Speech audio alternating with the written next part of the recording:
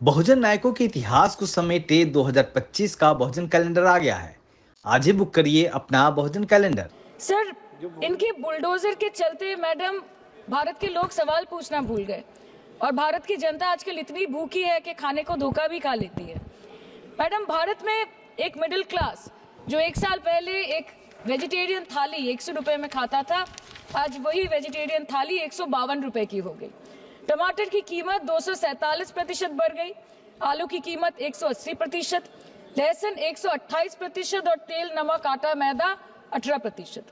पहले आम आदमी पॉकेट में पैसा लेके बाजार जाता था और थैली भरकर सामान लाता था, लेकिन अमृत काल में आदमी थैली भरकर पैसा लेके जाता है और पॉकेट में आलू, टमाटर, प्याज लेके घर वापस आता है।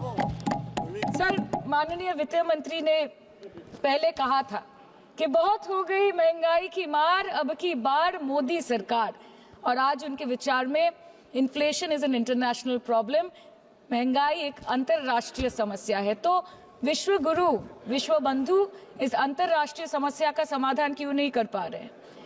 Ma'am, 74% of Indians are unable to afford a healthy diet. The household savings have plunged to a 50-year low. Around 48% of the households in this country are facing a financial crisis क्योंकि उनका खर्चा उनकी कमाई से ज्यादा है।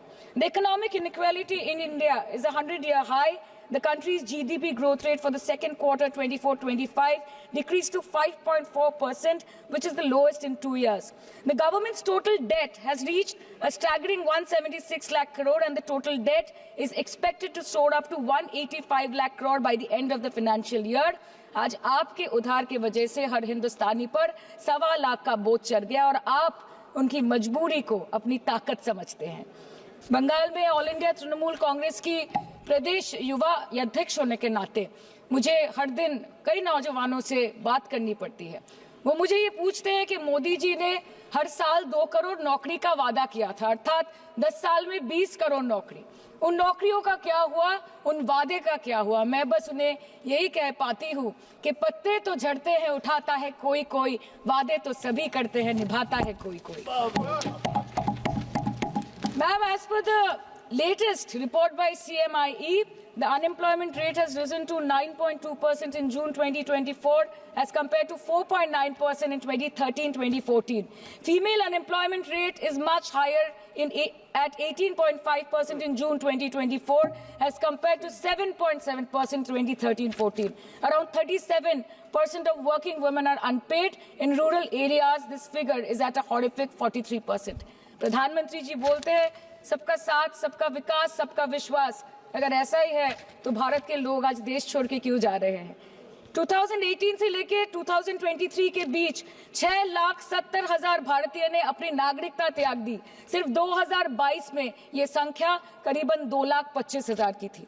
In 2022 alone, 7,500 high net worth individuals with a net worth of more than 8.3 crore or more left India. नवंबर 2022 से सितंबर 2023 सिर्फ 10 महीने में 96,917 Indians were arrested attempting to cross the United States illegally.